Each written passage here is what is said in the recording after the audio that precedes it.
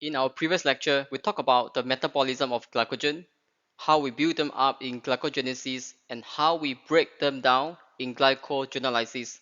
But for this session today, we will look at the control of glycogen metabolism and how the failure of doing so can lead to diabetes. Okay, you have this slide from the previous lecture. I have mentioned that in glycogen synthesis and glycogen breakdown, they occur in opposite directions, which means they are reciprocally regulated. And therefore, these activities are controlled by two sets of enzymes. So within the cell, we can control the enzyme activity by two different activities or two different strategies. One is through allosteric binding, which is the binding of effector molecules such as AMP or ATP, either to activate or to deactivate the enzymes. While another approach is by covalent modification of the enzyme, such as phosphorylation, that again can either switch on or switch off the enzyme.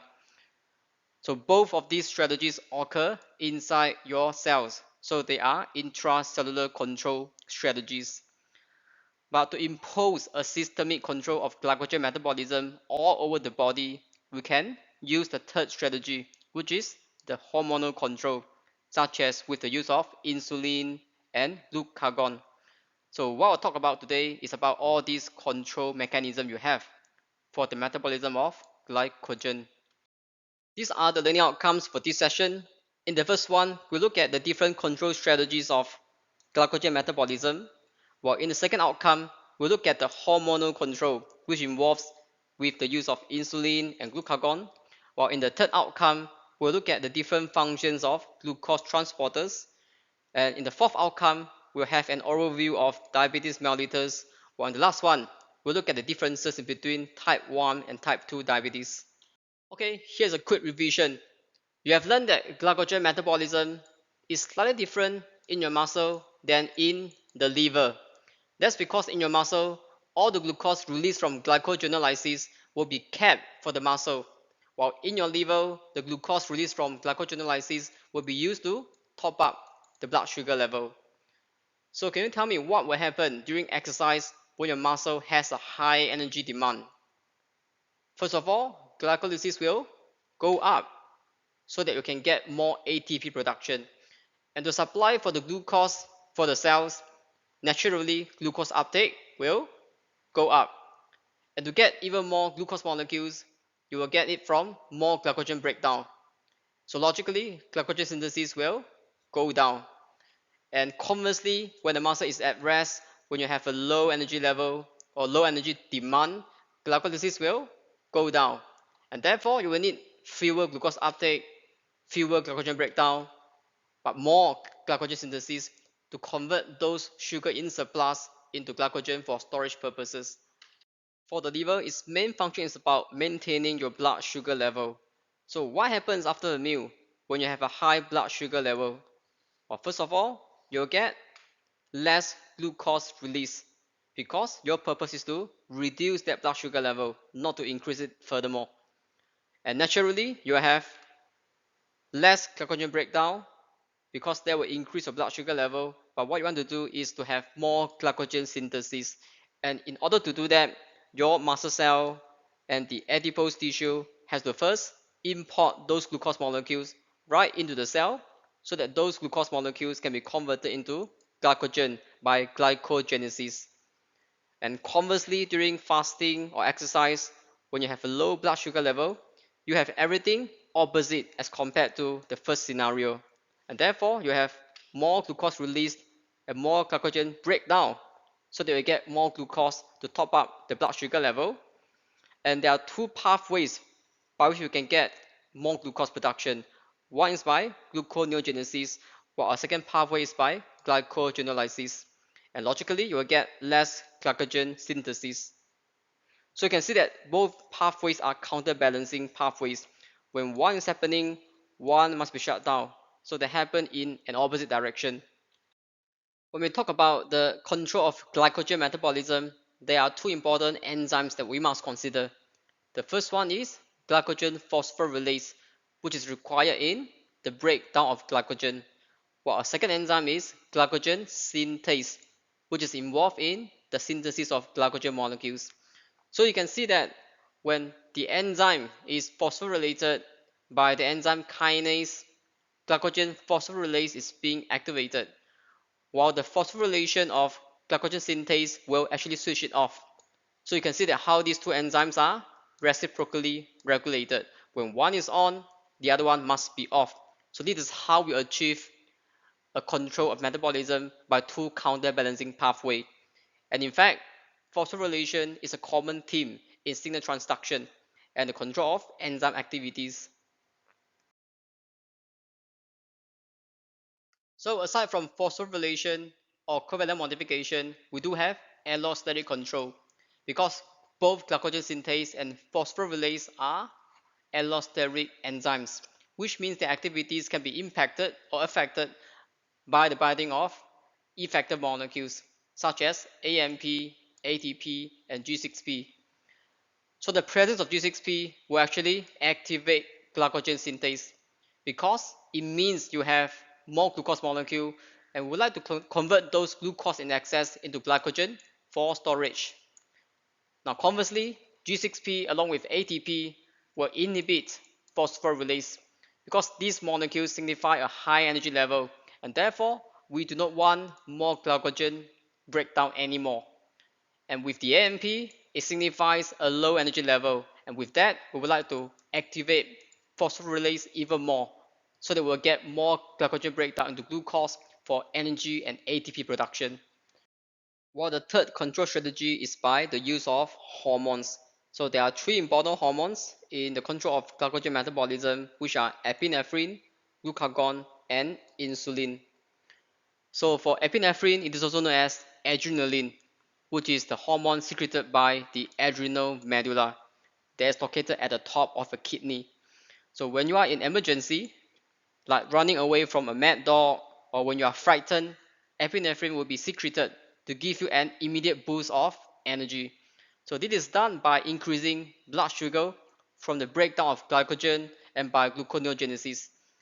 And it also increases your blood flow by increasing your heart rate. So that is to prepare you either to fight or to flight away from the scene. Then you also have both glucagon and insulin. They are working in opposite direction again.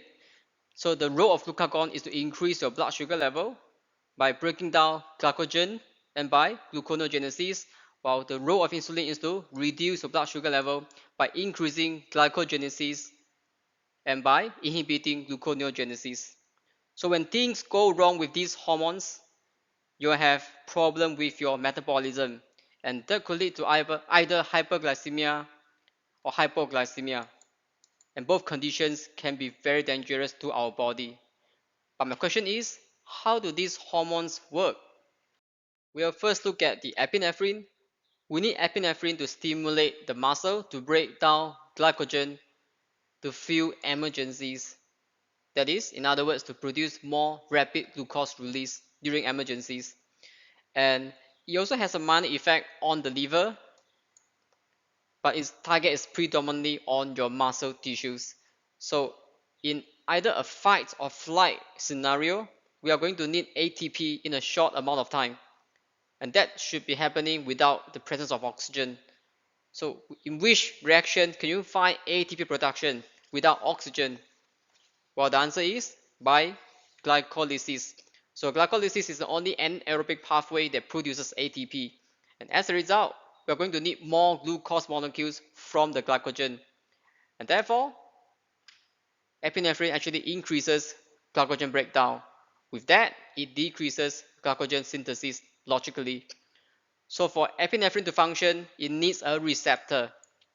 And that receptor is known as the G protein link receptor or the 7 transmembrane receptor. So that is a type of receptor that's commonly used in signal transduction. So when the epinephrine binds to this receptor, it stimulates a series of signal transduction pathway that finally activates the enzymes to perform glycogen breakdown. Okay, this table tells us the range of blood sugar levels.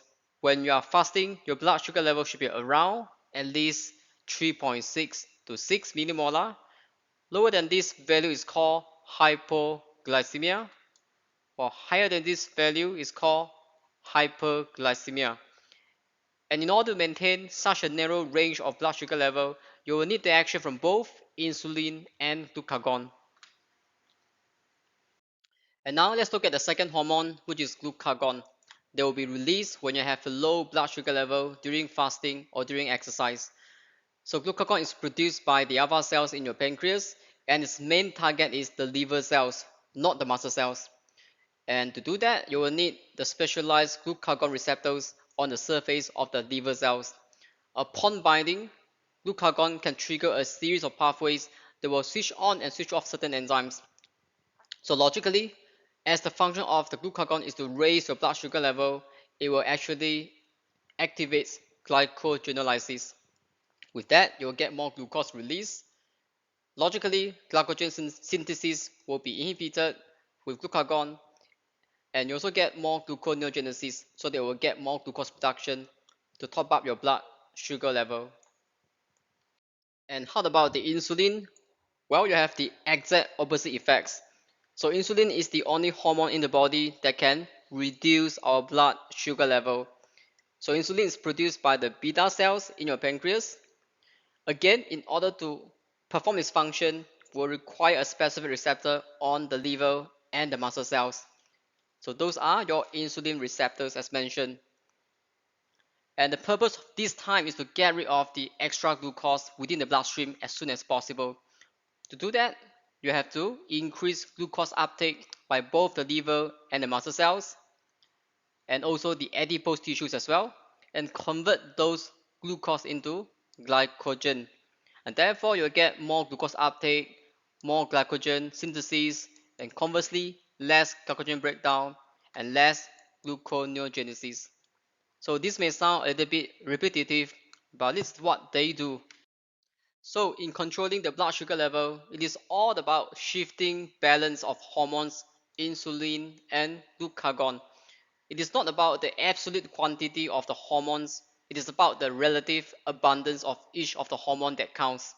So when you have more insulin than glucagon, that will reduce the blood sugar level, and conversely, when you have more glucagon than insulin, that will increase your blood sugar level. In this part, we'll look at the hormone receptors with more details. So for both epinephrine and glucagon, they are acting through the G protein dependent receptor, or better known as the 7-transmembrane receptor. So why is it a 7-transmembrane receptor? Because if you look at their structure, it is consisting of 7 transmembrane alpha helices. So with the binding of either epinephrine or glucagon into this receptor, you have a conformational change within this complex, which triggers the conversion of GDP into GTP. And then the GTP can move around the membrane to activate the adenylate cyclase enzyme so that it converts the ATP into a CAMP. So you should already learn that in your cell biology, CAMP is an important second messenger in your signal transduction pathway, while the hormones will be your first messenger. So with the second messenger, you will have a cascade of reactions, which in this case, CAMP will actually activate protein kinase A. And the function of protein kinase A is to add a phosphate group onto the enzyme glycogen synthase A. But with the addition of this phosphate group, it will turn this enzyme inactivated. With that, there will be no glycogen formation because the function of glycogen synthase is to make glycogen. So please bear in mind, we're talking about epinephrine and glucagon when we want to increase the blood sugar level, not to form more glycogen molecules. Now, on the other hand, the very same protein kinase A will activate the phosphorylase kinase by phosphorylation, which will in turn activate the glycogen phosphorylase to become activated, and with that you'll have the breakdown of glycogen for glucose production. So that is again to raise your blood sugar level. So with each level of signal transduction, you will get an amplification of signal, meaning that you begin with only one hormone molecule, but you end up with activation or deactivation of millions of enzymes molecules. So the hormonal control of metabolism is very efficient, but it might take a while to happen. How about insulin? Well, for insulin, it is less intuitive and slightly more complicated. So for this hormone to function, it will have to bind on the receptor tyrosine kinase or RTK. So this happens during a high glucose level. So with the binding of insulin, this changes the conformation of the RTK, which in turn activates the IRS, which stands for the insulin response substrate. So this activated IRS in turn activated more protein kinases, and eventually you have the phosphorylation of the glycogen synthase kinase to make it inactivated. And the function of this GSK is to actually phosphorylate the glycogen synthase and make it inactivated. In other words, when you have got insulin binding, you will get more protein kinases, and with more protein kinases, you will get more of the inactivated form of the GSK or less of the activated form of the GSK. And with less activated GSK, you'll get more of the activated glycogen synthase, which means you will get more glycogen synthesis. So that is to convert the glucose in excess into glycogen for storage purposes.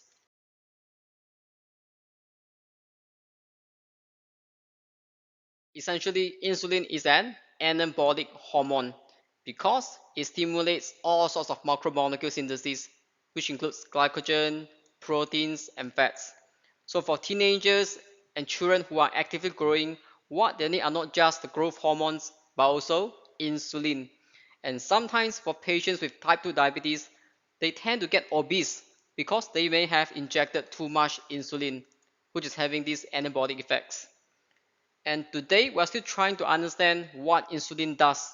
And we learn so by investigating on the targets of kinases within the signal transduction pathway. For example, like which enzymes does it regulate and what is the cascade that follows with the enzyme modification and so on.